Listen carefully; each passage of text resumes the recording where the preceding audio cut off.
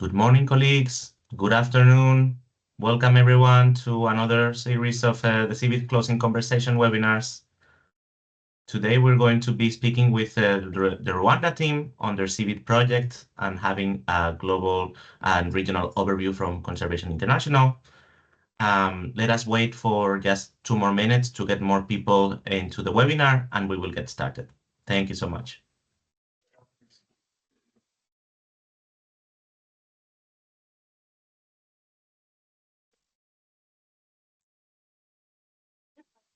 Hein? Non, je suis en ligne. Là. Je sais pas.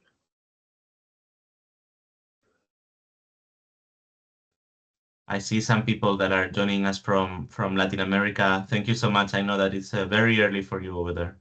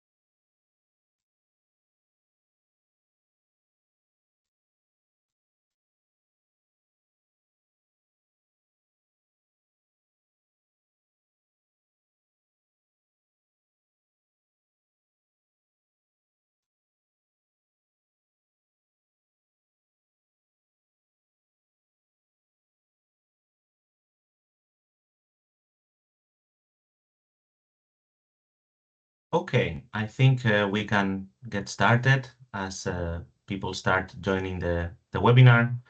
Again, I want to wish you a good morning, good afternoon, colleagues, if you're joining from other time zones.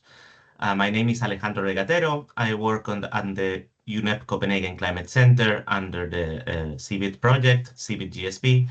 And I want to welcome you again to today's webinar, where we will have a conversation with representatives from the CBIT Rwanda project. We will deep dive into the project structure, outcome, some of their activities, challenges, success stories, etc. We are very happy to welcome you again to this series of closing conversations with national CBIT projects that have either recently concluded or that are about to conclude. We have already done a few webinars in the past. We have highlighted experiences from Serbia, Panama, Georgia, Madagascar, and other agencies such as FAO. And as always, we will be sharing news about upcoming events by email, newsletter, and in the climate transparency platform. So please stay tuned for more updates in the coming months.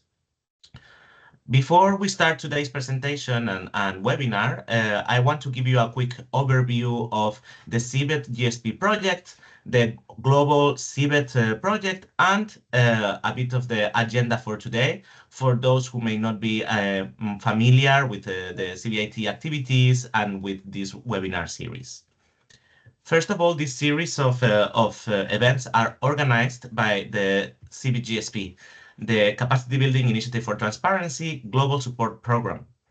It is a webinar series that, as I mentioned, tends to focus and give a platform to national civic projects that either have concluded or about to conclude. And sometimes we would also do a focus on regional or global projects, such as the COMESA project from Conservation International, or the latest webinar that we had on FAO and the CBIT Forest Global Program. This webinar series has three main objectives. First, it is an opportunity for CBIT projects to reflect and to have a platform and to showcase not only structure of the project and outcomes and deliverables, but also success stories, challenges, best practices. We want to foster this international community that we have been a part of for years, and we want to have a space where we can freely discuss what approaches work best for MRV systems, for GHG inventories, for institutional arrangements, different areas within the transparency world that are interesting and important to all of us. We also want to provide an outlook for the next steps regarding climate transparency in countries, whether if that is a second phase of a CBIT project, or it's the development of the first BTR or the second BTR, the linkage between BTRs and DCs. We want to provide more information about and an outlook of what's next. And latest, we want to have this webinar series as a platform to share knowledge and lessons learned with other countries and transparency practitioners. A bit of the global CBIT initiative. It was established through a COP decision at COP21, and it is administered by the GEF. And it supports developing countries country parties in meeting enhanced transparency requirements as defined on Article 13 of the Paris Agreement. The CBIT portfolio currently has over 116 projects covering more than 87 countries that are spread between 106 individual country projects, 2 regional projects, and 8 global projects, among which is the CBIT-GSP.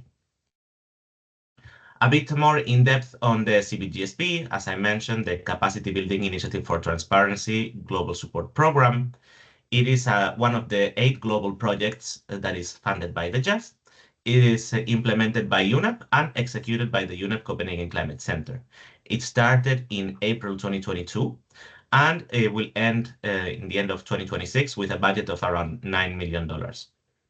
And it has 4 main objectives, which is support countries in the transition to the BTRs, to assist countries to submit NCs and the last BURs, to provide a one-stop shop for transparency, which is something that I will expand in a little bit later, and to mainstream gender considerations. And we deliver on these 4 objectives through different mediums of support that you can see below. We have 10 different regional transparency networks. We provide direct support to countries in prioritized areas, in-country trainings and activities, regional and global workshops such as the Global Transparency Forum.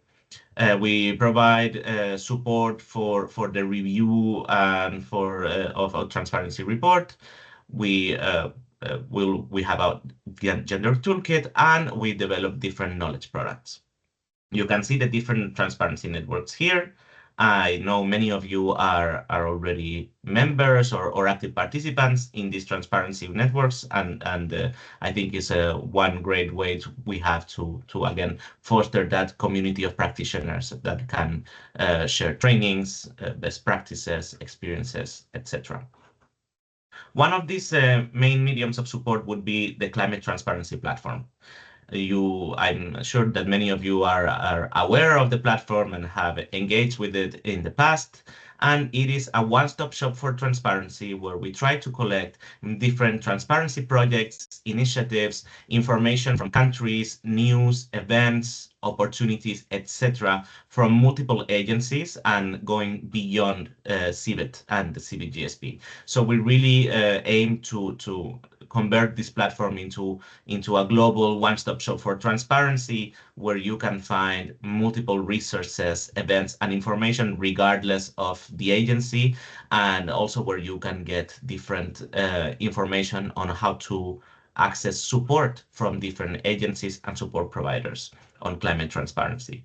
You can see the link to our platform there and the QR code as well, in case you want to use it and access the platform.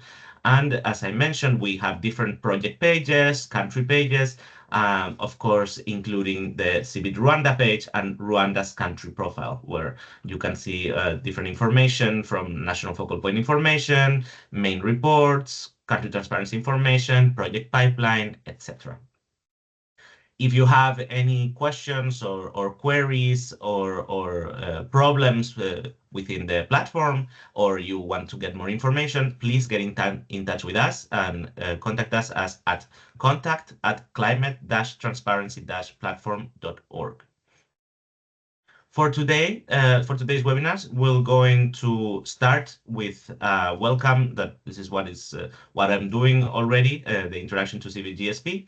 And we're going to start with an overview of Rwanda's CBIT project from our colleague Herman Hakuzimana from REMA, followed by a reflection on Rwanda's CBIT project activities, outcomes, and deep diving into some of its main components from our colleague Perl Nkusi, also from REMA, and a short demonstration of Rwanda's GHG activity data platform from Olive Byukusenge.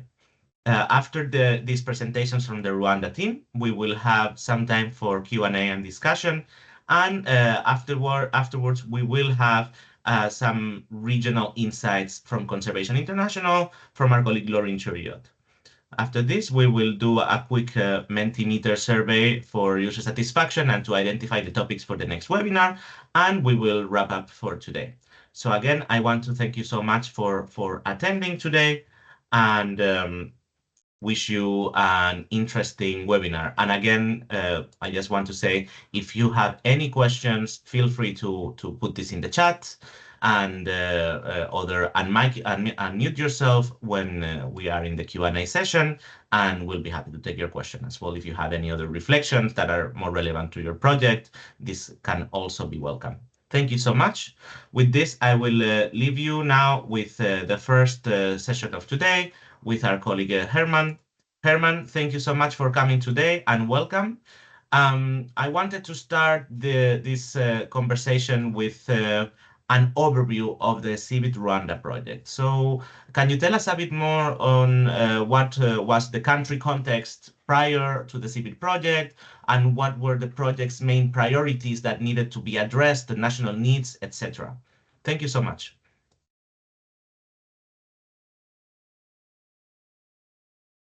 Morning, everyone. So, an overview under projects. I would like to first take this opportunity to thank GF. Sorry, Herman, we cannot hear you very well. I think your microphone is needs to be a bit closer to in the headset, to the mouth. Otherwise, we cannot hear very well. Sorry, can you hear me now? Perfect. Thank you so much. Sorry, apologies for this. No problem. Okay, I was saying that before we give you an overview of Rwanda CBIT project, we, on behalf of the government of Rwanda, would like to take this opportunity to thank GF and CI for the financial and the technical support provided to CBIT project Rwanda for its implementation, for the financial support, but also for the technical support for implementation. It was a very long journey, but we ended it successfully. We are now closing the project. Coming back on CBIT project Rwanda.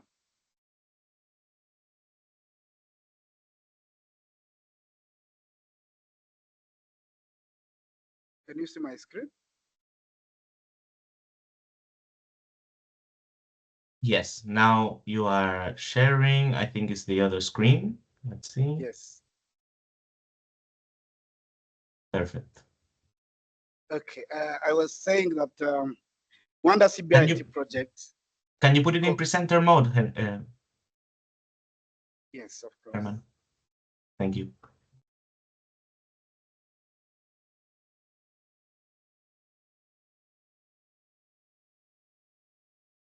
Okay.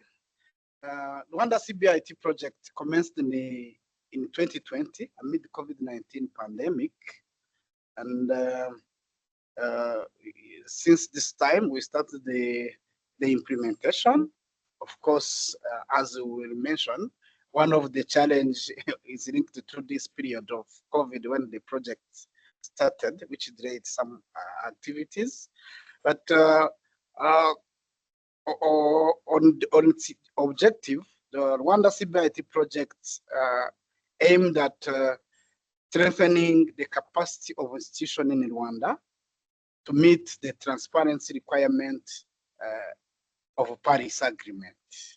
It was designed basing on the main challenges that were in the country to meet this transparency requirement of Rwanda, the Paris Agreement, including insufficiency and the low quality of GHG inventory data in different sectors.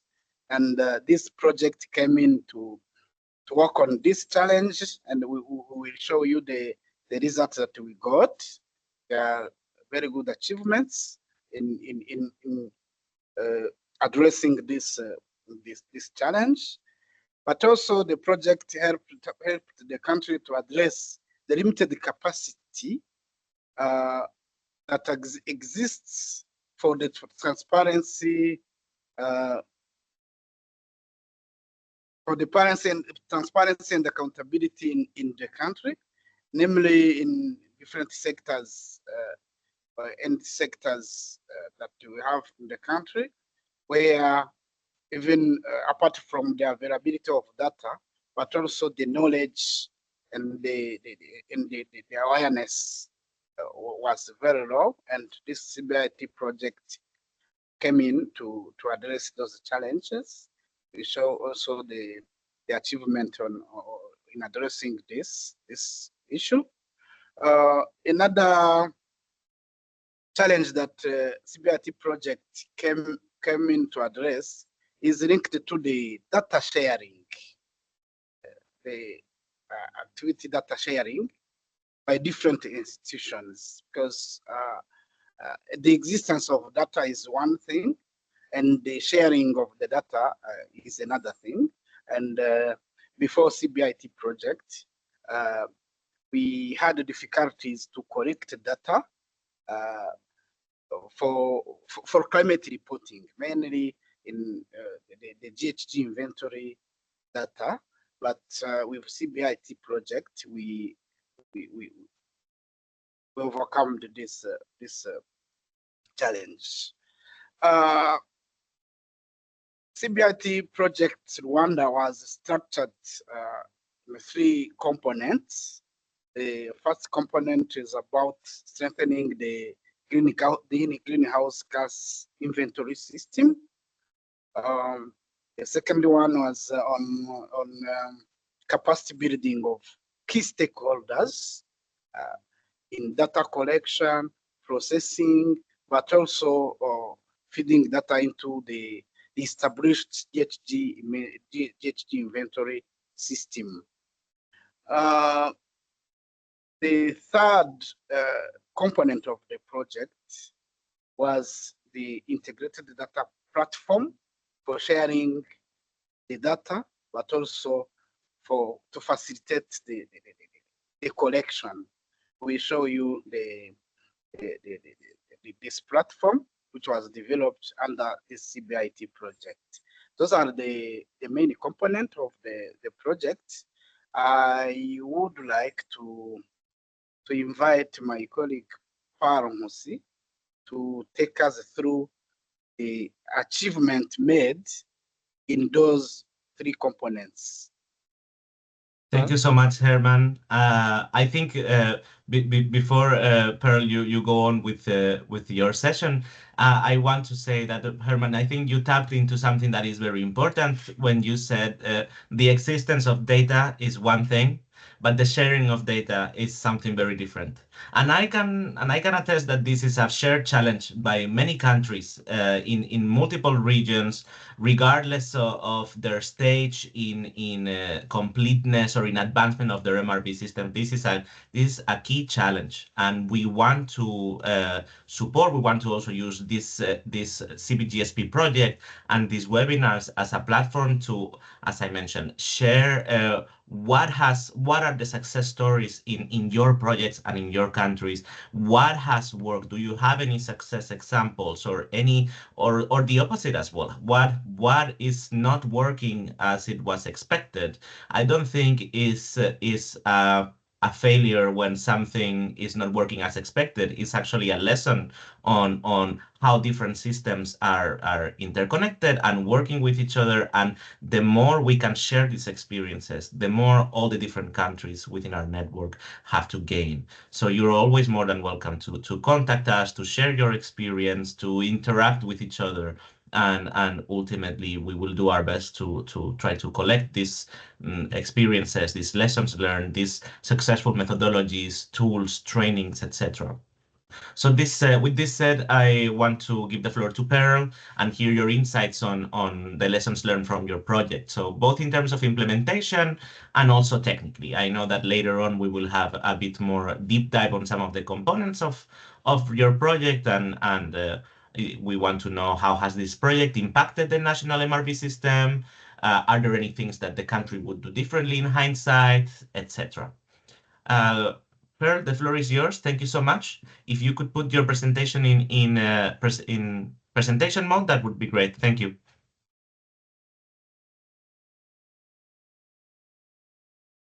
Thank you so much, Alejandro, and everyone who is on this webinar. Thank you, Herman, as well, for providing a good overview of the CBIT project. My name is Paul Musi. I work with Herman here in Rema. And I'm going to dive a bit deeper into what we did in the CBIT project. So starting with component one, as Herman said, we intended to strengthen the national GHG inventory system that exists here in Rwanda. Basically, the arrangements of how we prepare our national GHG inventory. So some of the areas that we tried to tackle were the ones that you see on this screen. Through the CBIT project, we developed country-specific emission factors and parameters that we required to be able to advance our reporting from tier 1 to tier 2 in the GHG inventory. So we developed up to 8 country-specific emission factors and different parameters to be able to use tier 2 methodology. And we also established an NDC MRV technical committee or technical working committee with a total of 21 institutions. REMA serves as the chair of this committee, and the committee has terms of reference that basically supports the GHG inventory arrangements that we have in Rwanda, as well as other aspects of MRV. The other achievement is establishment of sector technical teams. We have 3 GHG sector technical teams that have been constituted in order to facilitate and inform the GHG inventory whenever we need to prepare it.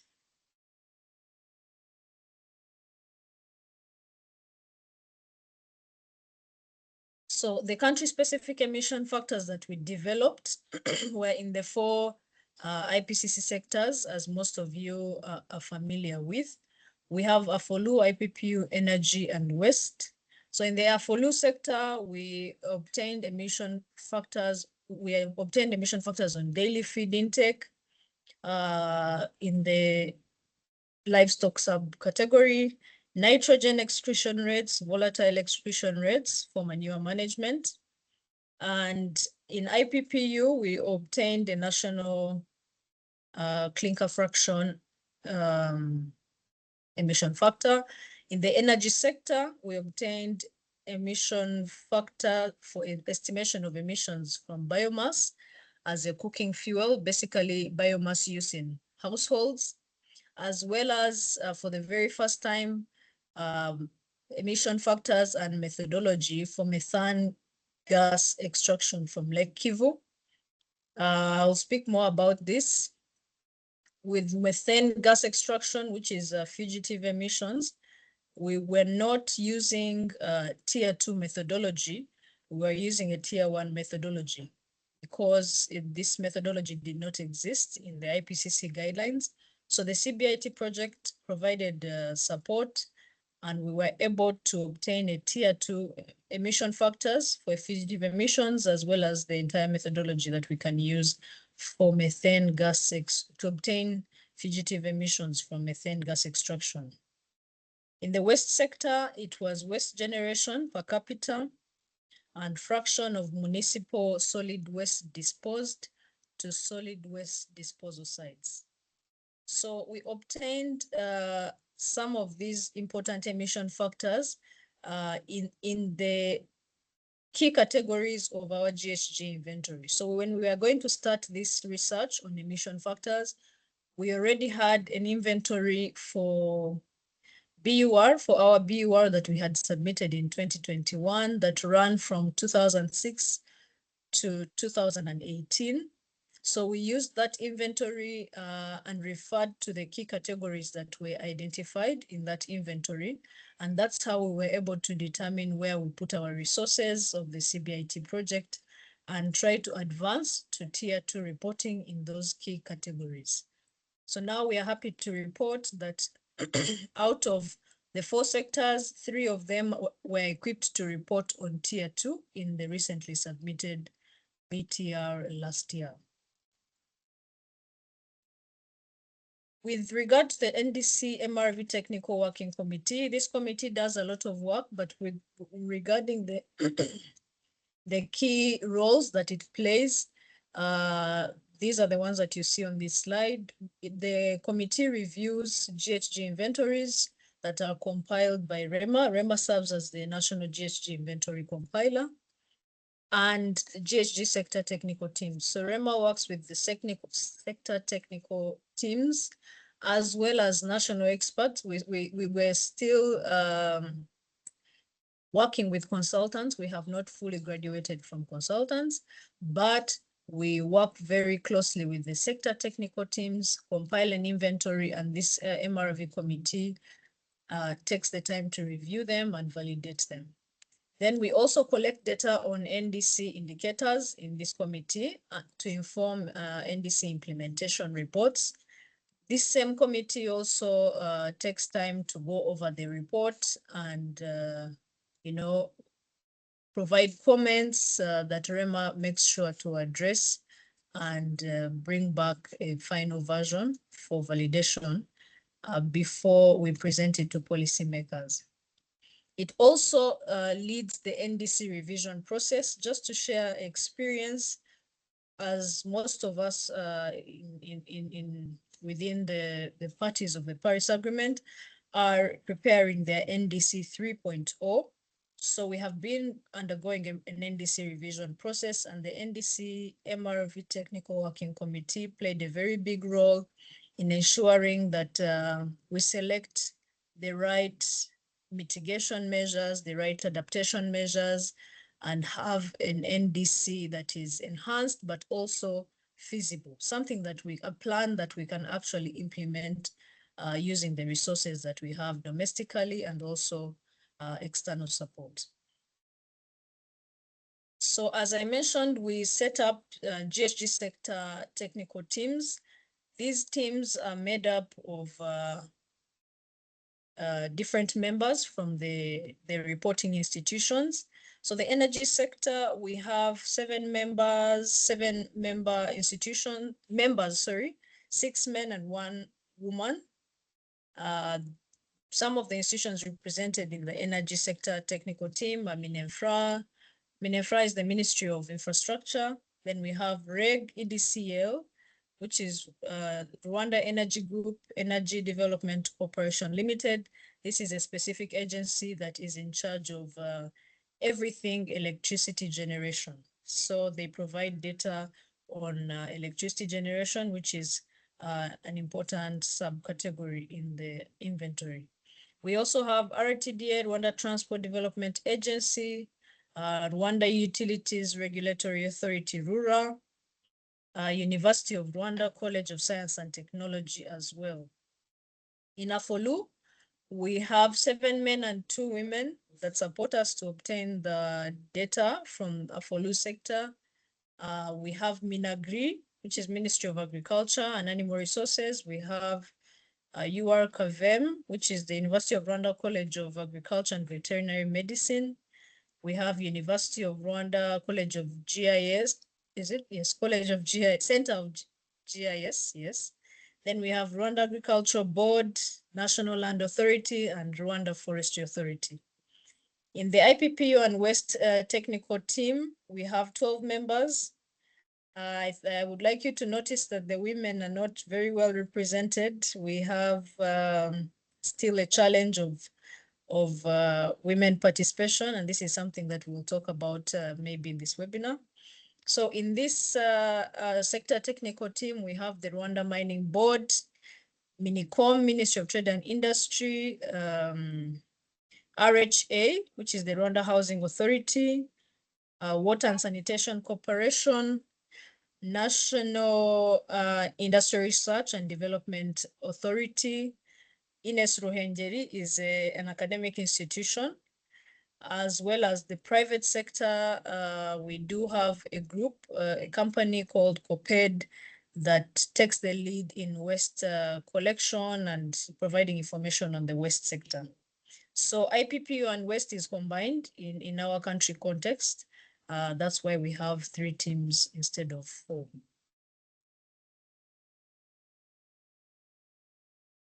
So that is basically a highlight of what we achieved in component 1.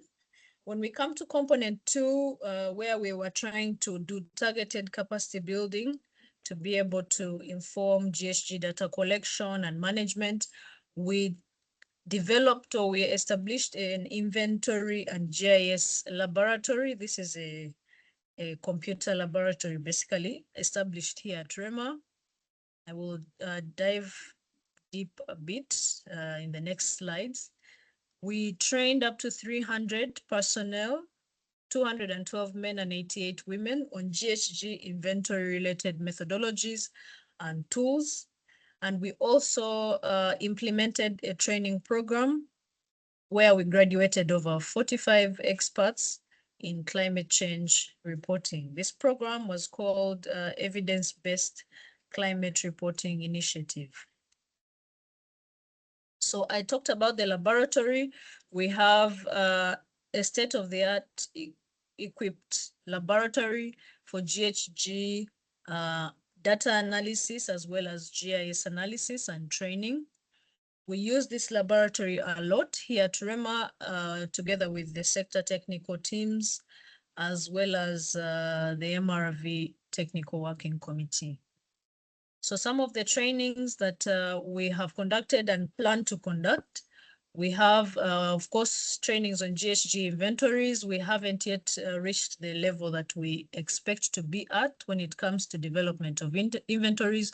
So we will always train these people on inventories until we have reached, that capacity that we want. Then we are also planning on training on basic and advanced GIS, climate data analysis using tools such as Climate Data Tool to support the chapters on impacts and adaptation, as well as basically assessing vulnerability of the different sectors to climate change. We also have trainings planned on NDC tracking. So just to share with you, we recently concluded a GHG inventory training here at REMA last week, and we really took advantage of the equipment that we have here at REMA to be able to go through the different tools that we have. We have GIS, we have licensed software, ArcGIS Pro, to be able to support land use and land use change analysis for the inventory. So we're really making use of this laboratory, and hopefully it will be a good tool for us along the journey to improve transparency reporting. We also conducted trainings, several trainings with stakeholders, government institutions, lecturers. The picture you see in the top right are lecturers from different academic institutions, students, private sector actors. Even amid the COVID pandemic, we really tried to build capacity and, try to advance people's understanding of the GHG inventory, methodologies, and the tools that are available.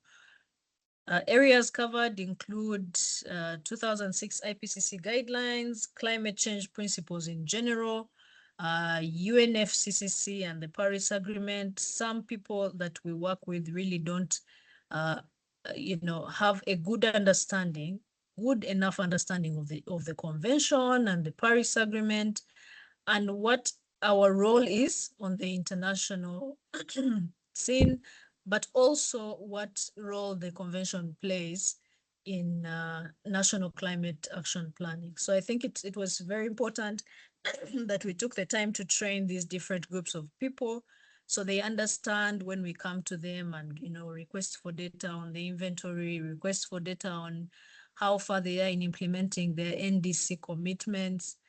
All this comes from an understanding of these frameworks. We also trained on the Enhanced Transparency Framework and the MPGs.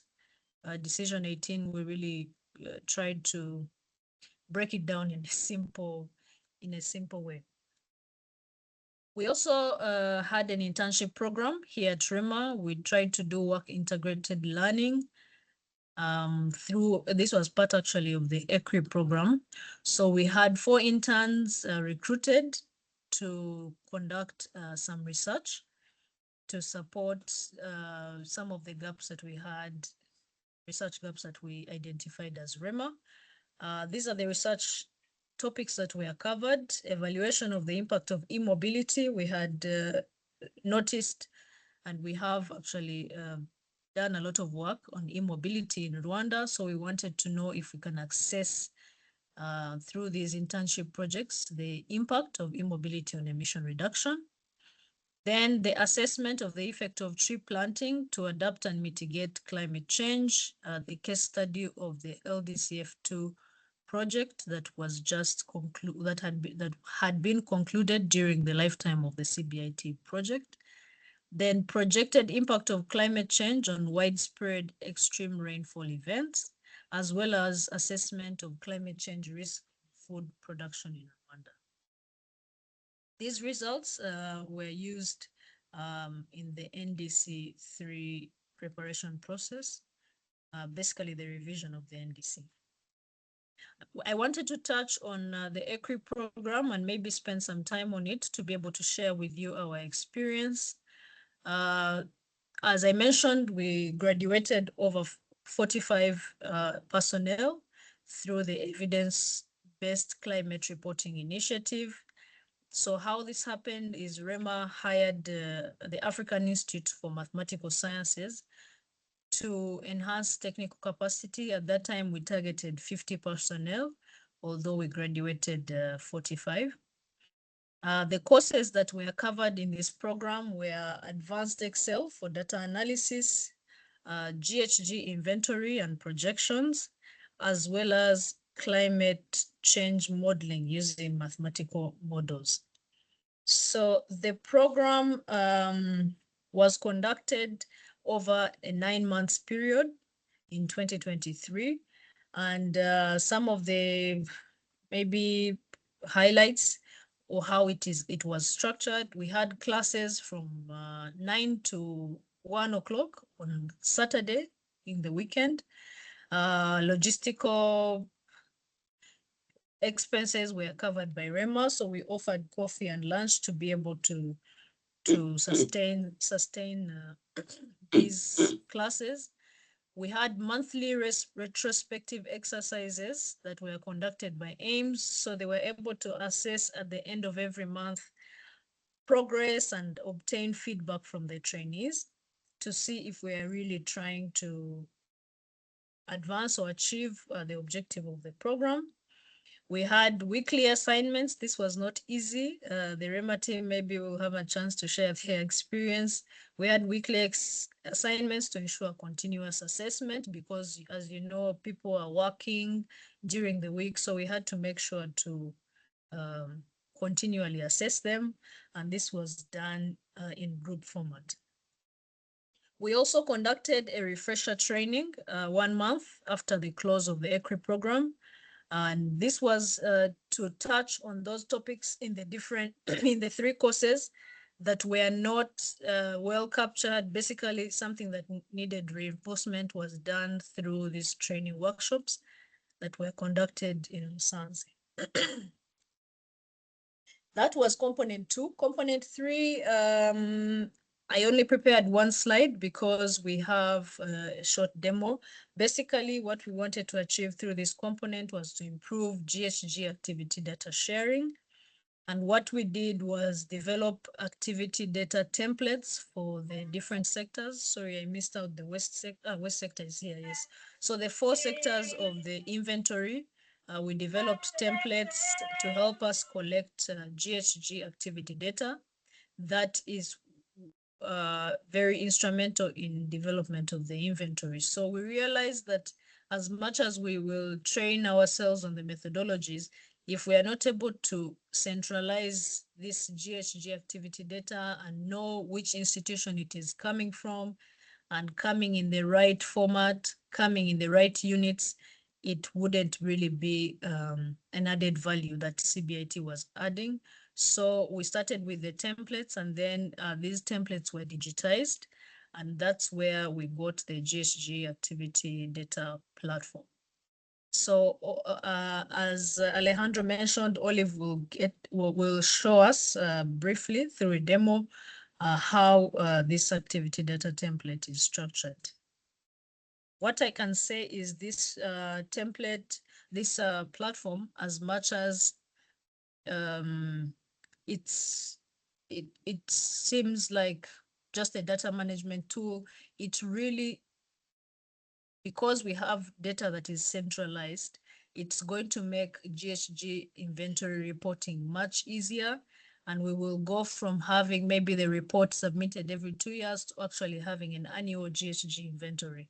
So this will help national climate action planning as well as fulfillment of the transparency requirements. So I will talk about impact and sustainability, but I've mentioned it along the way in the slides.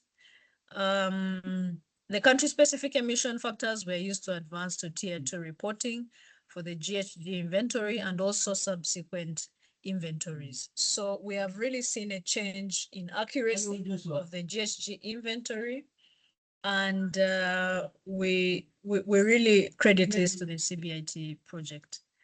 The NDC-MRRV Technical Working Committee provided data for assessment of progress, so we are happy to report that we actually were able to assess where we are as far as the NDC2, and the Technical Working Committee had a big role to play in this.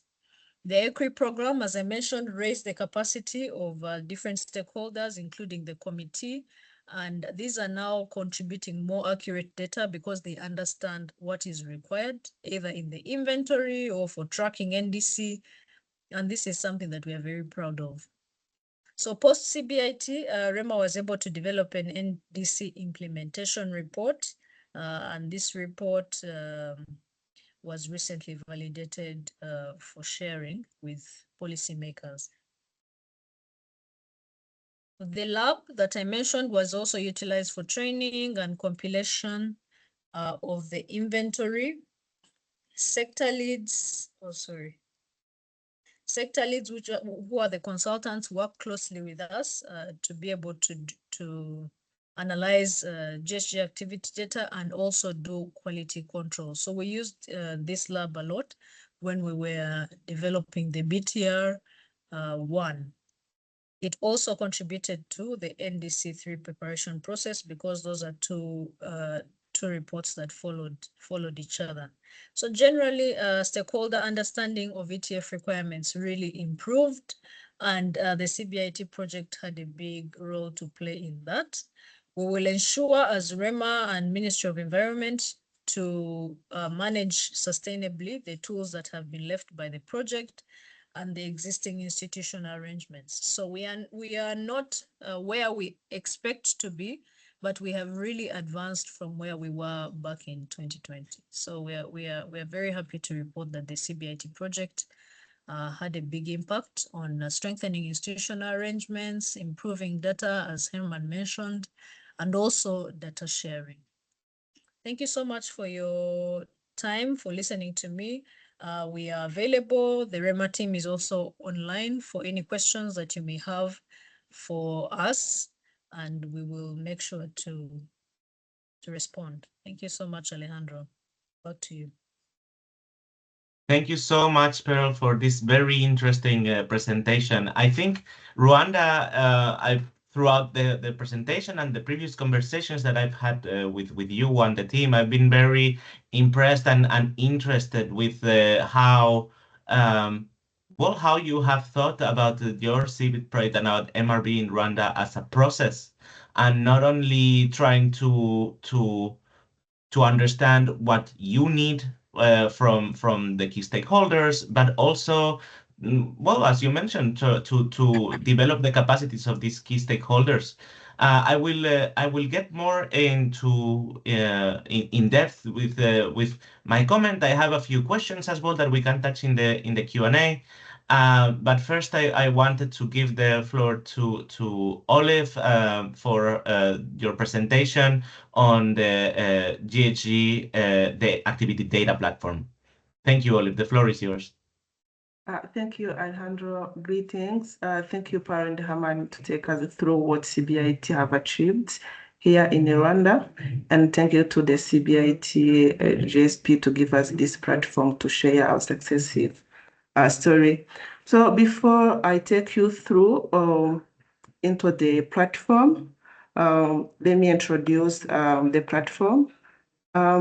It is a web-based platform, and it was developed for collection, management, and analysis of greenhouse gas-related activity data across 4 sectors as they are highlighted in IPCC guidelines, that is energy, IPPU, AFORO, and waste.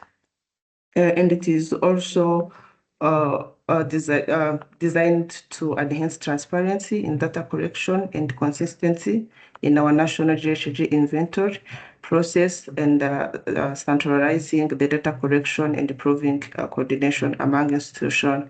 So basically, this platform is made with 2 main parts, the administrator interface and data provider interface. Allow me to share the platform into 2 parts so that we can go through each.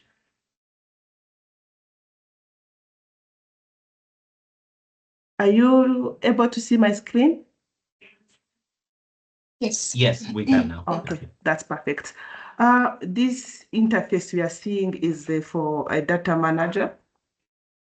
It has different functions. As you can see, we have a dashboard of the submitted data, the approved, the pending one, and the queries that I see in the data platform. So as I said, it have different users with different role, where the system administrator, they have overall coordination of platform, including creating a template for data collection. As we know, the IPCC software, the one we use for computing GHG emission, it has different templates, acquires the data to be entered so that you can be able to compute the emission. Also, this platform, we tried to design the templates according to IPCC guidelines. So that means those templates, they only receive the raw data before we proceed to IPCC software. As I said, the administrator has a different role to data manager. Also, data manager has a different role to the data provider, because data manager also, they have the overall coordination of managing the data. That means approving the data have submitted, requests, the explanation if there is an outlier in the data submitted, can also assign the template to a user, because a data provider, each data provider have assigned a specific data template to fill. If you are in the sector of energy and then you are working maybe in energy generation, the only template you are assigned to is energy generation. You can't go to transport because you didn't assign that template. So coming to this button of settings is where everything's handled under the data management, where you can create the user. Not everyone has the access, can be a user provider. A data manager should create a user account using the official email that's provided through institution, which is in charge of implementing the activities related to data we need to in the system or for computing GHG emission. Let's say if there's an institution in charge of transport, so we requested them to nominate a person that's the same person of our colleague Pat said for NDC MRV Working Technical Committee. Then they nominated them, and then they gave us their names and emails. Those emails, the one we use to create the account for that person, for them to be able to submit annual data regarding to specific category. As I said, if we are in transport, you are only allowed to submit data on transport if it is categorized into types of cars or motorcycle. You are only allowed to submit the one that is assigned to you. So as I said, here at user account is where we create the account for the people that we provide the data, and then assignment button. You select the sector among of those 4 sectors that are in IPCC guidelines, and then let's say maybe we choose energy, and then we will choose the subcategory among of energy, and then you select the user. And remember, you have created the user before you go to assign the template. Already the templates have been created to, like, we have a list of the template that's created according to IPCC guidelines. Then you have to choose the one that is related to the one you are going to assign to. So this was a simple way of creating and assigning a template to the data provider. Allow me to change to go to the data, to the interface of data provider, and see how the things works. So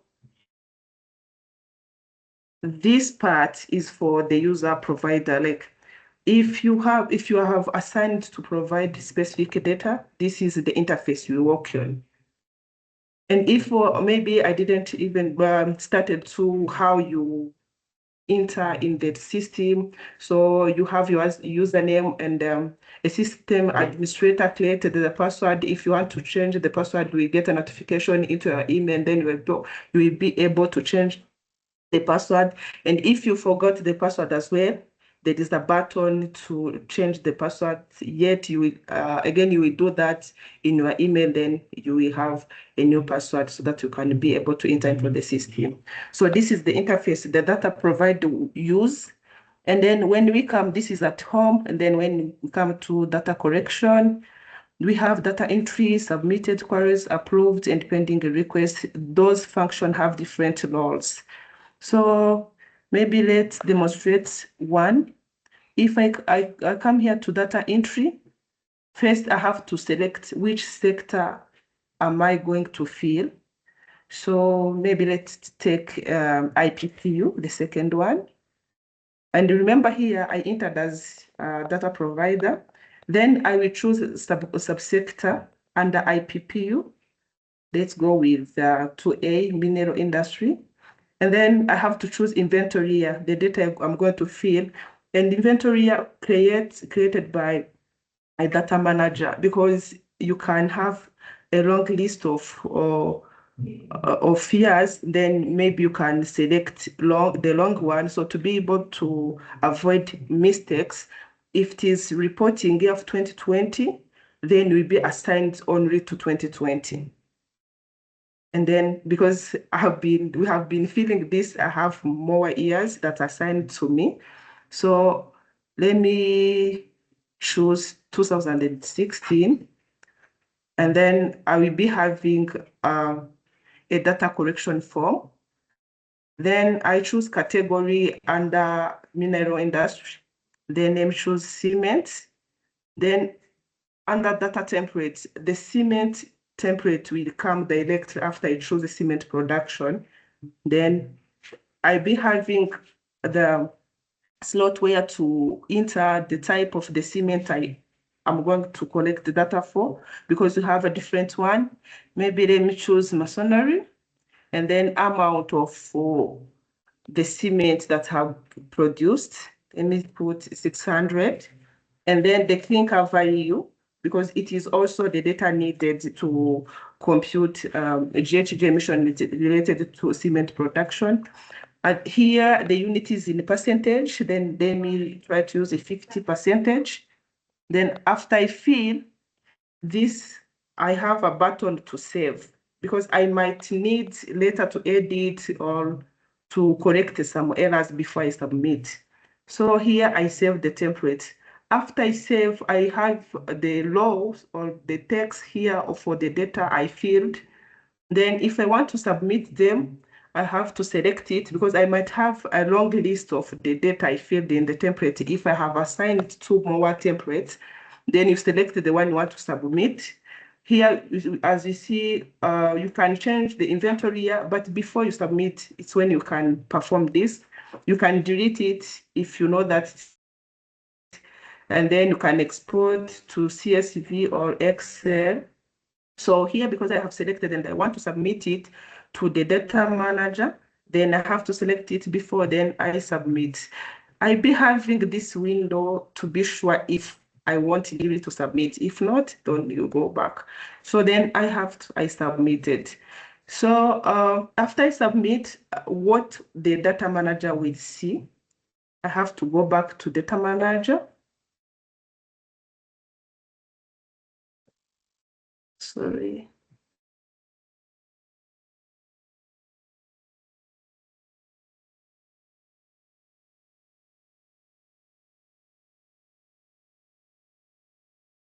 Yeah. So if I come back to the data manager, what will he see or she see for the data provider, what he submitted? So I will come here to data correction. Then I go to submitted button, and I will check which one have submitted. Remember, I submitted the cement production for 2016. Then we have to say, the data manager have to select the one have submitted recently. And then if there is, export it to Excel and review the data. If there is an outlier, they have to request to resubmit or query to more explanation on, and that's unusual data that is seeing in the Excel. So then if you see that everything is correct, then you approve. And then also you'll be having this window to ask if you want to approve the data that have been submitted. This is the part of validation by the way. Then if it is yes, going back to data correction, then I will see approved data submitted, and I will go to check if that one have been approved. It was 2016 cement production. Then here it is. So that was the short demo of GHG activity data that we'll be using. We didn't be able to use it in BTR1, but we intend to use it for BTR2. We are training the data provider for them to be able to fill in the platform, because you have been requesting the data through Excel that's shared to their institution. But for this coming one, they will be able to fill. They even started to fill the data they have, but also we want to include the historical data that we have been using for the previous inventories, so that we have a full database. Thank you. Over to you, Alejandro. Thank you so much, sorry, Olive. This has been very, very interesting. I think it's a very targeted platform. I definitely want to hear more about it, and perhaps if the attendees also are interested, we can do a follow-up discussion on this and follow-up webinar where we can deep dive. But my impressions of it has been that it is a very targeted platform, in the sense that you and your team already know from the beginning what are the main uses and what are the main needs that you need. And it is to centralize data collection, and is to facilitate the development of the GHG inventories. And I think this platform has a great potential to do that. Before we pass to the next session, I want to give the floor to Herman. Herman, please go ahead. Thank you so much, Alessandro. Just I wanted to highlight that maybe in our presentation we didn't very much develop the challenge that we made before we enter the discussion. I wanted to highlight some. Yes, the first challenge, as we mentioned, we told you that the project started amid COVID-19. The first challenge was the delays of some activities linked to this period of COVID-19. And this required that we also request the extension for some activities, considering the time which was planned. And we thank the flexibility of CIGF and GF for this. Another challenge is linked to the delays in the tender process. As you can see, this work also involved the procurement, and due to the lack of successful bidders on some tenders, some activity also delayed, and it also happened that we also requested CI to advertise some tenders for us. We also thank you for the support provided to overcome the issue of finding the successful bidders on some technical tender that were lacking bidders in the country. And as Paul also mentioned, another challenge is linked to the low rate of participation of women in the project activities. Yeah, you've seen the composition of different groups that were formed. Women, the number of women is low, and we were expecting to have more women, but unfortunately we didn't have them, because for example, if it's a training, we request the institution to nominate people who are working to be trained. If they have a great number of men, they nominate men. You see, we had this challenge. Yeah, those are the main challenges that I wanted to highlight. Otherwise, I thank you for your attention. Ready for the discussion. Thank you so much, Herman. I think good on you to raise your hand.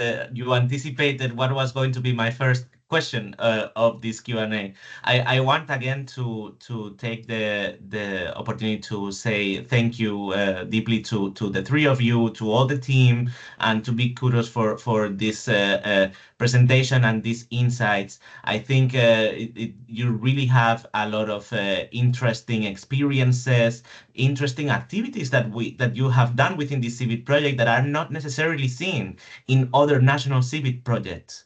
I'm opening the floor to everyone now for this Q&A and discussion. So if you have any questions now, please feel free to unmute yourself, raise your hand, or write it in the chat.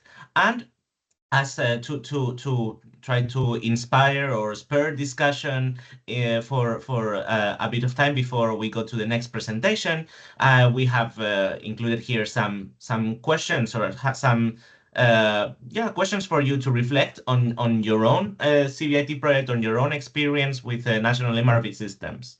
As in what strategies are in place to ensure that this capacity building is long-lasting beyond the CBIT project. And that is actually what my main question, my first question was to the Rwanda team, because I think something very unique for this CBIT project is the amount and the effort that you have put, the great effort that you have put in capacity building activities, from internship programs to these dedicated trainings, to the formation of these technical groups, sectoral groups, committees, etc. And please correct me if I'm wrong. You also mentioned earlier that you are still using or trying to hire consultants for the sectoral technical groups for the NDC implementation plan. And that was sort of my question. Are you targeting this capacity building, this training, and these courses that you have been doing throughout the CBIT project to build the capacities of future national consultants, or are you planning to have any sort of longer term agreements or contracts with individual consultants, or perhaps with the university for future inventories and reports? I know that this is complicated because it's dependent on funding, especially moving from one funding for one report to the next, or from one CBIT project to the next. But have you thought about this in terms of long-term sustainability of the national MRV system?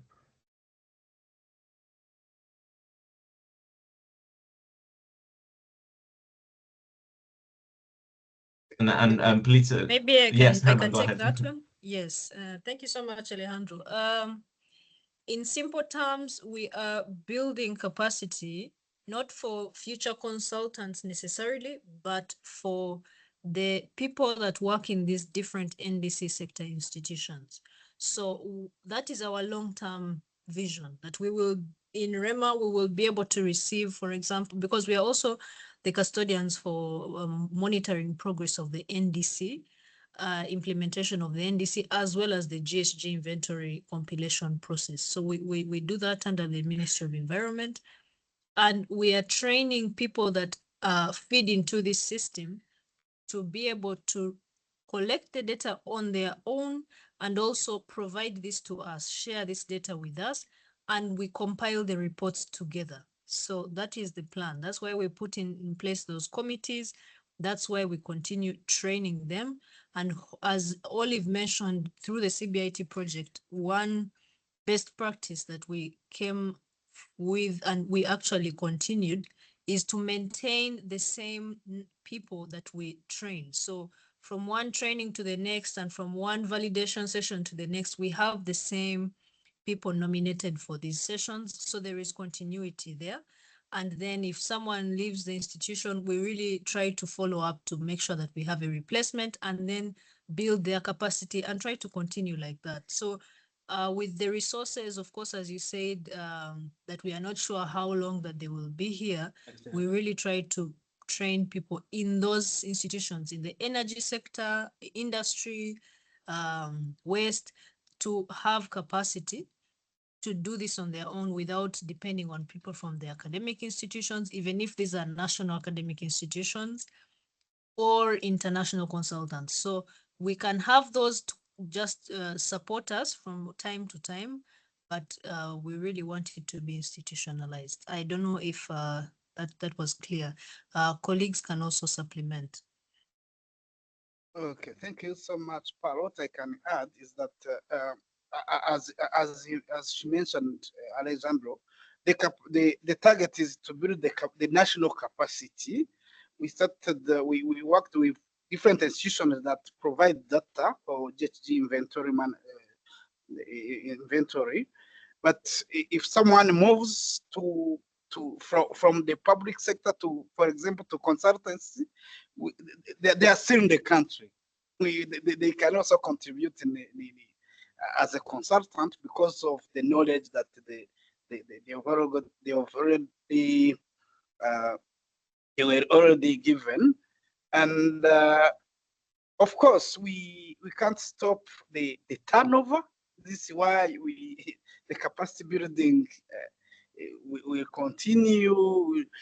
The objective is to put the institutions at the level of understanding the data that are needed for GHG inventories, but also to understand the process of GHG inventory preparation, so that in the future we may even ask them to compile the inventory for their specific sector, so that REMA can put together the results from different sectors. But this is too early to reach this level. For now, what we want is to build the capacity, of those different institutions that provide data. Thank you so much, Herman and Pearl. I think it's well understood, and it shows that that REMA has a complete understanding of the whole MRV, BTR, NDC process, because you have the mandate to both collect the data and also to update the NDCs, and that also shows into how you are building capacity to key sectoral stakeholders to understand that these activities are just not reporting for the sake of reporting, but it is reporting with a purpose, and to really be able to measure the mitigation and adaptation actions in the NDC, and how Rwanda is achieving its process or implementing its NDCs. And I think this is the right way, and of course everything is a work in progress, and you cannot have outcomes and results immediately after a CBIT project, but it's a process, and it has to be thought as a process. I wanted to I think this links also with your platform, and I think, as I said before, it's very targeted. It's very clear in what including the template is very clear in both what you need to develop the inventories and to report correctly under the ATF, and also on how you have built capacity with key stakeholders to understand that this is the data that you need and the why. I think with this reflection, my question is, what are the next steps now for this platform? Because you mentioned that you didn't use it fully for BTR1, which is understandable, because first, these platforms have to be created. It takes some time, uptake, understanding, and then be completely used in a cycle in able to use them properly. So what is the next steps now? Are you already using it, populating in the multiple sectors? Are you going to use it for the next report? What are the next steps? Are you perhaps going to include a module on NDC tracking, or on tracking of financial flows, etc.? Okay. For now, this platform, maybe I may combine this question with other questions about the platform that were asked. This platform, first of all, is for data collection, GHG inventory data collection mainly. And after the data are validated, they are cleaned, we also use the IPCC software to process the data. This is mainly for data collection. And as Olive mentioned, what we get from the platform are raw data that we use to compute the inventory. And as in the next step for the platform, yes, we didn't use it for BTR1, but it's a platform that we are planning to use for our next reporting work starting from the national communications that we are about to prepare, the fifth one and the BTR2. So at least on this part of GHG inventory, we are very confident that the data collection work will be very easier and quick because we have those focal points from the institutions. We have those templates in which they provide their data, so it will be easier to get the data from sectors to compile the inventory, while it used to take us many months to move around, collect data in different formats, and at this level now, we are confident that we have data on time. Regarding maybe to upgrade it, to include other components, those are things that we may think about, because we really need to track many things, including finance and things. Those are things that we can think about in the future to upgrade the platform. But at least now we want to use it to see how it works on GHG inventory parts before we can extend to other parts. I was also, there is also a question on the strategies in place to ensure the capacity and the knowledge built in the CBIT projects are retained in the government. Yeah, actually, all those tools that we got from CBIT projects, they are tools that we needed in our climate reporting. They are tools that we keep using, being on NDC tracking, being in GHG inventory, being in the BTR. Really, the strategies are there, and as Paul mentioned, if we take the example of this GIS and the GHG inventory laboratory lab, it's now helping us in the preparation for the GHG inventory projects, GHG inventory work for NC4, NC5, and BTR2. We've started the training people. She told you about the training that we had last week. This shows the sustainability of those achievements. And the capacity building will continue also for government staff, for other partners involved in the work, to keep the knowledge there in the institution. Yeah, I think we've tackled almost all questions, and I forgot some. No, thank you, Herman. This is super helpful. I think it's clear, and it also shows, as you mentioned, how well in future projects or phases of this project, and in the continuous improvement of Rwanda's national MRV system, the capacity building also evolves as the expertise and the need requirements change, right? And also touching on Pearl's clarification in the chat to one of the questions, I think exactly this is your answer is on point here, in the sense that we don't need to duplicate work, and we don't need to just create a platform because other projects and other countries are creating a platform, right?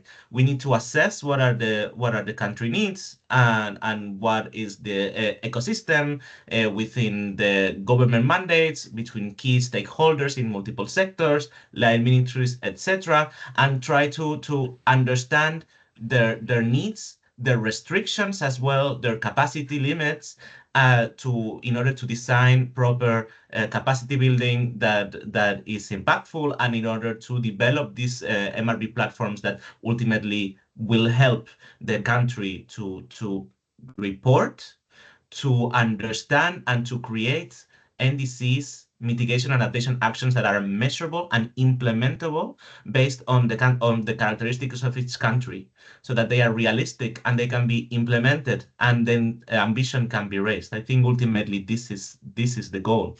And yeah, a platform doesn't have to do everything completely. Like you say, you can have this GHG activity data platform that you use for compiling the data, and then you use the IPCC software for estimating the emissions, and that's completely valid. You understand better the needs that you have, and use the tools that you have available. Colleagues, I don't have any more questions from the chat or hands raised. I see one comment here from our colleague Samia, and I completely agree with you, Samia. It would be good to have a follow-up and perhaps deep dive on this platform and these systems, and also thanks for your commentary. I think it will also be very positive for you to share your experience as you're building your platform, and to also try to get different space for discussion, for you to ask questions, also other countries, share your experiences, etc. We're going to continue now, if there's no other hands raised, with our last presentation, because we're starting to run out of time. So I'm just going to give you the floor to our colleague Laureen. Thank you so much and welcome. Floor is yours. Let me just stop sharing. Thank you, Alejandro. Thank you, the GSP team. I'm going to share my slides. Just give me a minute.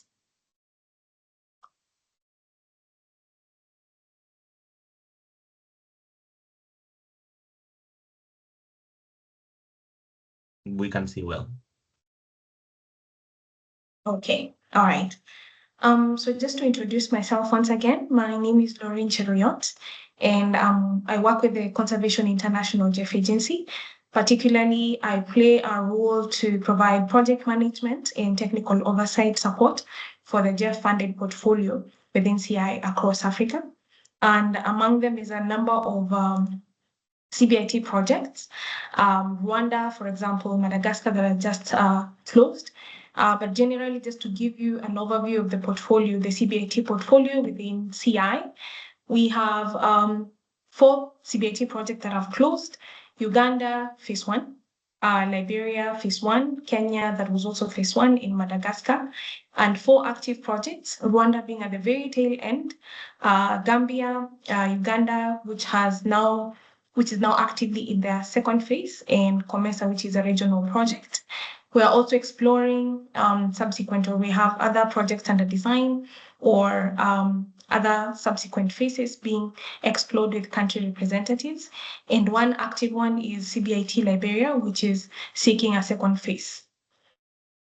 So I'm going to give you an overview, just a regional overview of how our experience has been managing or just overseeing the CBIT portfolio within us. And the first slide, I think I have like 4 slides, which I'll try and walk over quite quickly. So the first one is about how we've done the design of these projects. It might not be unique from the other implementing agency, but this is what has worked very well for us. So the design of the CBIT portfolios within CI follows a participatory process. And what does participatory process mean? It means that all the components or the aspects of the project and what entails the proposal is co-designed, ensuring that it is country-owned, bringing together all the stakeholders, diving deep into the context-specific information and details, and ensuring that the intervention areas are strategically aligned with national and, in some instances, regional priorities and transparency requirements. So that said, there are 3 key approaches that we provide or we try and follow. One is the stakeholder co-designing of the projects or the proposals. So before we have a final proposal, we ensure that there is in-depth stakeholder engagement workshops that are done, bringing together all the a myriad of stakeholders, the private sector, the academia, the government agencies, and other departments, providing their input through the stakeholder engagement workshops.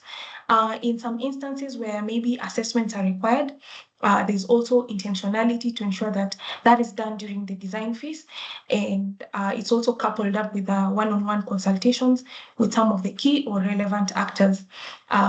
And this is ensuring that everyone has a contribution to the project, has a voice, and all their feedback and sentiments are also factored in the final proposal. So we try and foster ownership mainly through that. The other aspect is ensuring complementarity, deliberately building on existing and ongoing initiatives. And how we've done it is actually having leading questions whereby stakeholders can sort of start and map any existing initiatives similar to CBIT projects, could be past, and trying to build or take on the lessons learned from the past or closed projects, any upcoming ones, so that we are aligned and avoid duplication, and also any ongoing initiatives so that there is complementarity and working together. And as an example, we had the Madagascar CBIT project that has ended, and their phase one was mainly tailored or linked to their previous RED Plus monitoring and reporting and verification project, which was being done at a national level. And also Uganda's CBIT project was built on the outputs from their first biannual update report. So then during the design phase as well, we try as much as possible to be intentional to define each partner's role. And this entails all these partners coming together, sitting down, spelling out the components, the outputs, and having the volunteering and maybe committing to lead or support on various outputs. And this has promoted ownership in terms of roles, and also ensuring that everyone is on board, and it also brings together all the key players, which is one of the requirements that we've seen the GEF really looking for. So ministries, academia, private sector will enter into the project, and mainly this provides deliberate or an intentional entry point for them to take on some of the responsibilities to ensure smoother coordination even during execution. Yes. So then building on the design, so we also have approaches to institutional arrangements, and just looking at the challenge side, because I think the success bit has majorly been spoken about by the CBIT Rwanda team, the REMA team.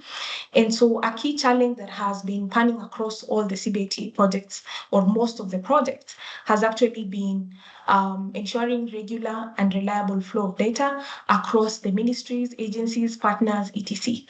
So this is, or rather a key intervention area for CBIT projects is to ensure that the data that is maybe siloed, we are moving out from the siloing of ways of working to sharing some of this information.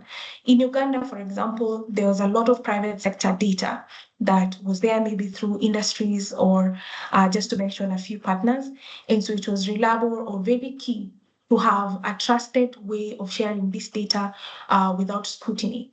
And one key approach that has worked within the portfolio has been the Memorandum of Understanding, or a data sharing agreement of sorts, whereby the various countries, the various ministries, and the agencies that are involved in climate reporting, for example, the energy sector, we can have the industrial sector, the forestry sector, enter into this memorandum of understandings or this agreement, spell out or clarify their roles within the MOUs or this agreement, spelling out or just detailing their data collection ways, the validation and submission, and ways in which they will provide or set timelines to share some of the key data they have that are consistent with the GHG requirements, looking at the accountability bit ensuring that each ministry contributes its data and promoting national systems. It also promotes collaboration, whereby formalizing of these partnerships among the institutions, maybe some that previously worked in silos, are now confident to share data without scrutiny. So in Uganda, there's been quite a success rate in the MOUs between the various government departments, and they're also moving in their phase 2, moving towards now the private sector, or even broadening the spectrum of the understandings that they have.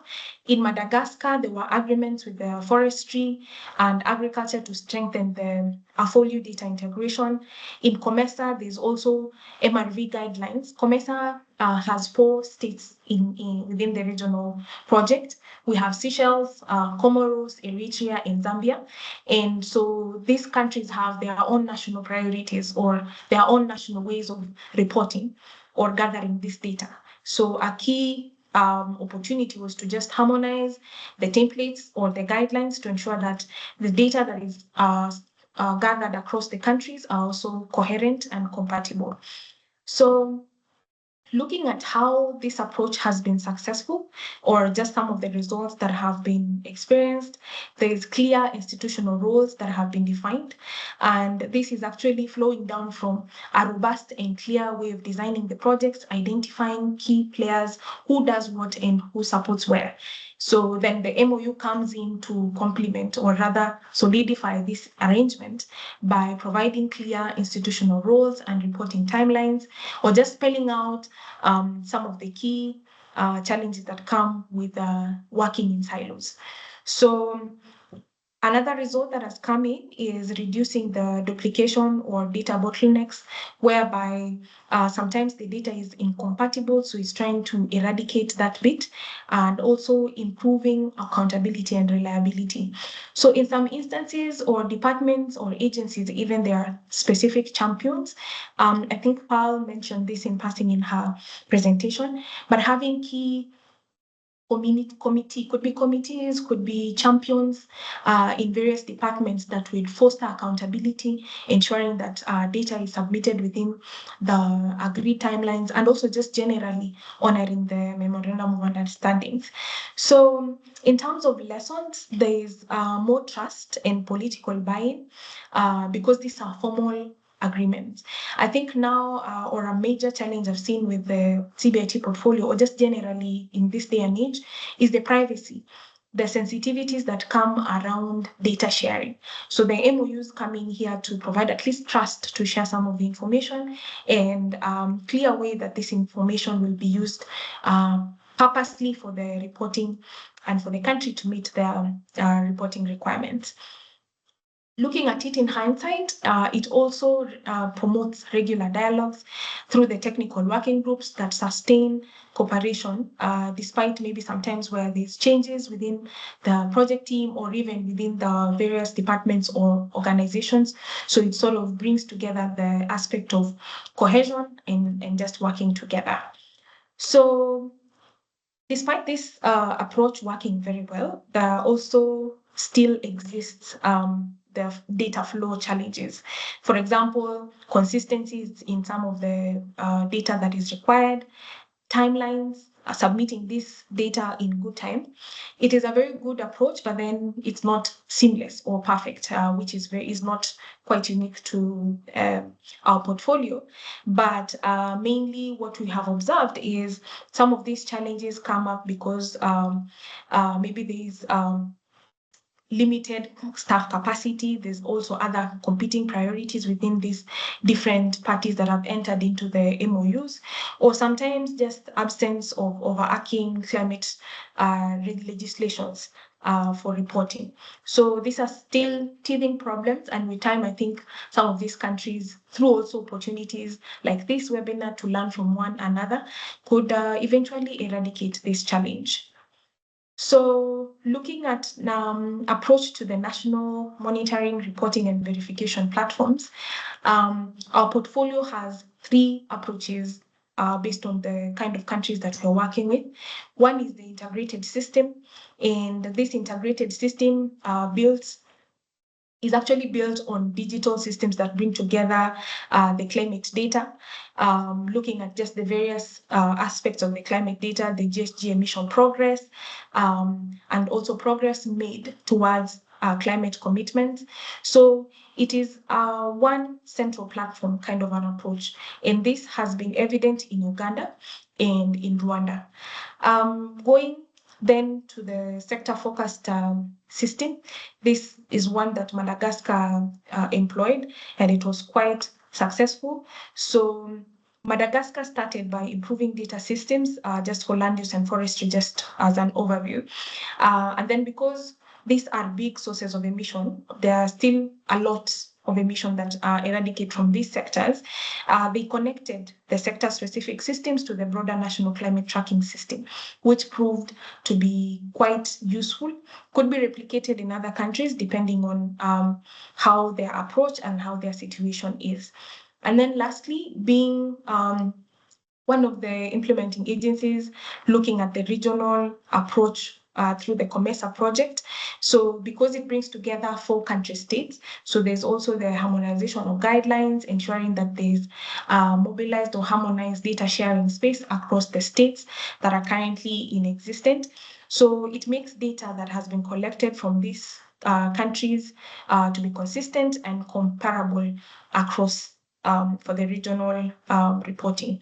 So on my right side, we have just a few key insights, which I do not want to duplicate or just to go over, but just looking at, for example, the core MRV functions across all the systems, basically answering what they all do. So what do these do? You may already be familiar, but just going over this once again. There's the data collection bits, which all the guidelines have been provided.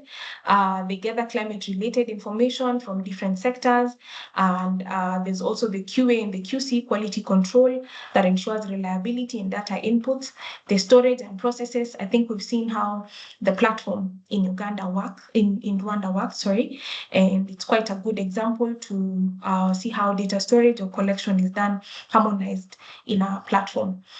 Then the analysis, which is to ensure that the findings that have been provided are well within the requirements of the data that is for reporting, and then the reporting eventually to the UNFCCC. So towards my last slide, there's the project impact. And this has been majorly touched on by Rwanda for their country context, but also just to answer what strategies are in place to ensure capacity and knowledge built during this project are retained. Sustainability is a key problem for CBIT projects, we can all agree.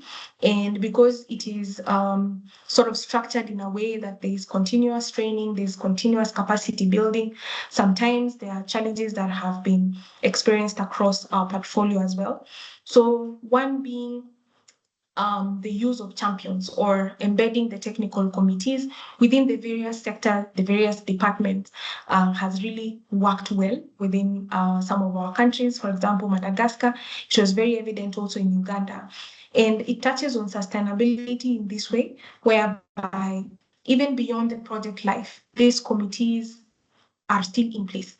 And given that they are sort of working as champions, they will still ensure that some of the MOUs that were there or just the progress that had been made by these countries are still experienced. There's also one that is not 100% there, but ensuring that there's institutional memory retained.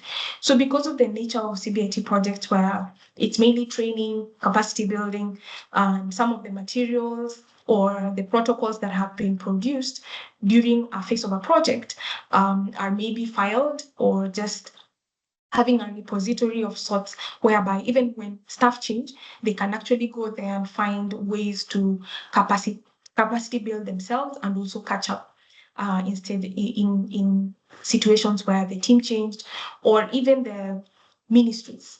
We are all aware that some of our various government departments are quite political, and when a new regime comes, it means a changeover, sometimes a complete overhaul of our department. So this has sort of worked specifically in Madagascar, whereby they've tried to file or just have key training materials that are there accessible to the team.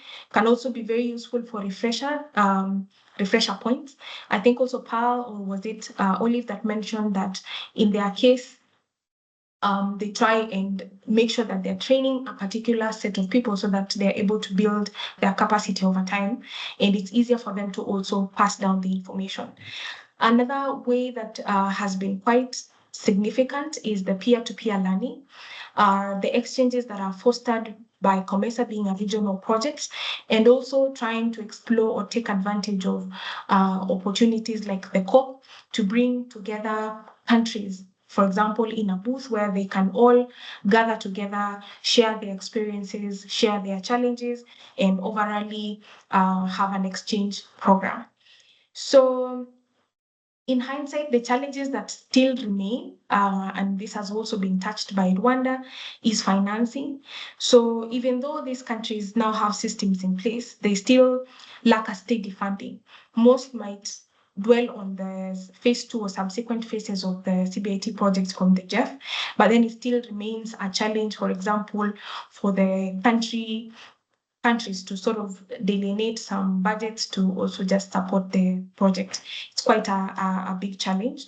There's also the coverage, whereby most countries have focused on more tracking of emissions, but then the monitoring of adaptation, perhaps the actions on climate finance, is still weak and it needs to be caught up. So it's also a challenge to other countries, and maybe an opportunity to share or cross-share and cross-learn on what the experiences are. Another biggest challenge that still is persistent, despite being there a number of intervention areas to sort of sort it out, is data flows. Getting regular and timely data from all ministries or sectors is still a big challenge, even if there are still clear agreements in place. And I think sometimes it's more of the championing to be quite there, or sometimes just the picking up of some of these interventions. With time and future phases, perhaps it will be more seamless. I'll stop my presentation there. Thank you very much for listening to me, and I'll hand back to you, Alejandro. Thank you so much, Lorraine. Again, thank you. It's been very interesting to have this regional spread and looking into what are also the challenges that multiple countries are facing. I think it could be very interesting to do future presentations and future webinars as well on the institutional arrangement side. You were mentioning different approaches that are working well, and at the same time, examples and challenges on how even if there are MOUs or data sharing agreements, these are not always working as they should be. So colleagues, if you would be interested in deep diving more into this topic and perhaps sharing experiences and success examples and what has worked in other countries, please feel free to let us know. I'm going to share my screen before we end for today for the last thing that we will ask for you, and is to help us gather your input on your satisfaction on this survey, on this webinar, but also mostly on what do you want to see next. We want to thank you all that you are always constant and present attending these webinars, and we want to get your feedback on what would you like to see on the next webinar. We have already gotten some feedback on the deep dive into Rwanda's platform, for example, or this that I just mentioned about the institutional arrangements. But please let us know in this survey if you could use the QR code or go to menti.com and put the code 83673852. I will wait just a couple of minutes until a few more people are active in the survey, and it will just take us 2 minutes before we end up.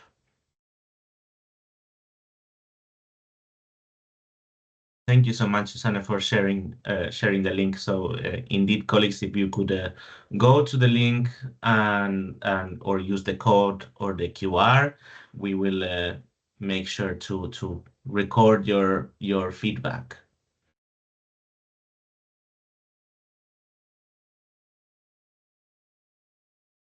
Thank you so much. I see that already some people are going into the Menti. Thank you so much for that. The instructions are still here in the top of the screen, the code, as well as the link. The first question is from where are you joining us today? What country are you based? I am not myself in the survey right now, but I can tell you that I am right here in this little dot in Denmark. And we see people from multiple regions already joining us.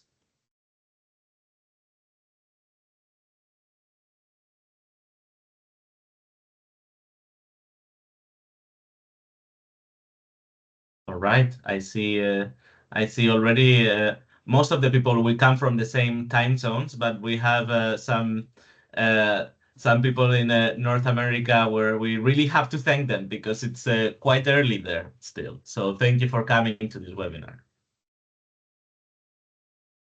On the next slide, we will see what is the one takeaway that you take from today's webinar, whether it has been the Rwanda's GHG activity platform or the different capacity building activities.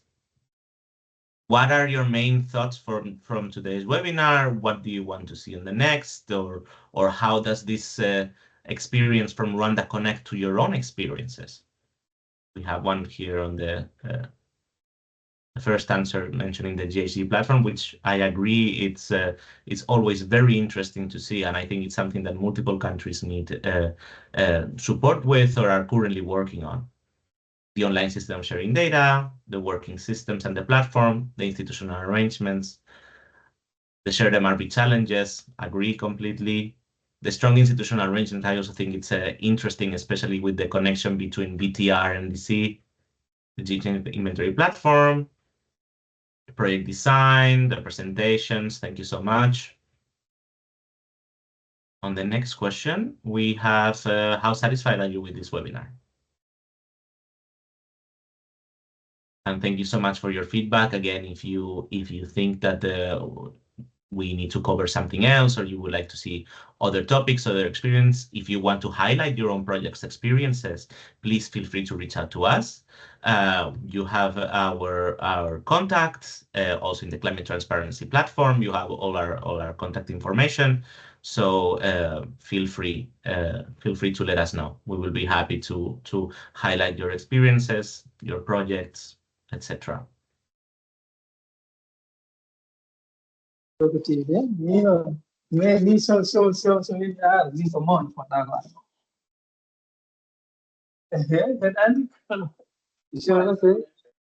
the last slide, what other areas would you like to see in future webinars?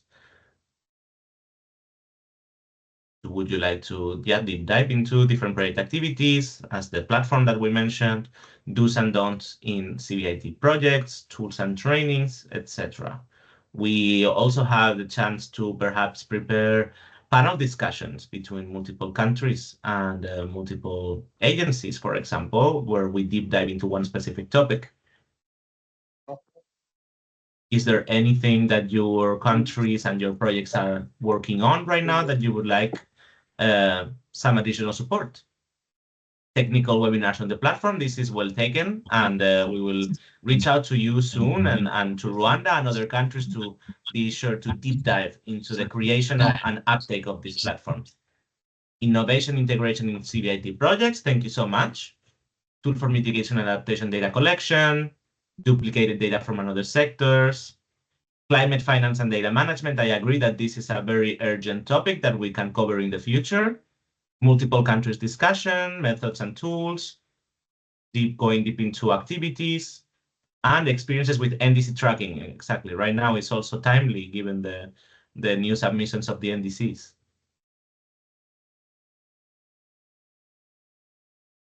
And finally, what aspects of the webinar would be improved next time? Do you want to see longer webinar, shorter webinar, more of your presentations, more interaction? Should we using other tools, for example, Miro boards or Kanban boards or something else to do some sort of a collaborative exercise, perhaps on a specific topic? Let us know.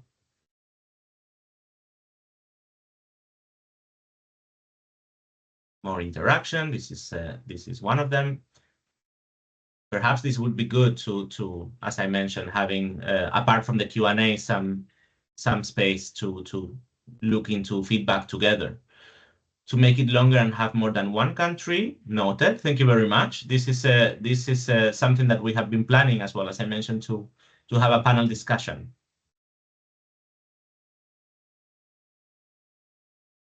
Thank you so much. Breakout groups and countries. Thank you so much for all of this feedback, because especially going forward to the next webinar and to the 2026 pipeline of webinars that we will have, we will take all of this into consideration and broaden the spectrum, going beyond individual civil projects, which we would also have, but also trying to provide additional support and to hear all of your comments. With this, I think this is the last slide of the survey. Thank you so much for coming today. Thank you so much for participating in this survey. And one last time, I wanted to thank the Rwanda team and Laureen from Conservation International on all of their inputs today. I hope that you have a great day. Again, thank you for staying with us just a bit longer than the agreed time. I wish you all a great day, and feel free to reach out to us if you have any other questions or comments. Thank you so much. Thank you, Alejandro. Thank you all. Bye. Thank you all. Pleasure.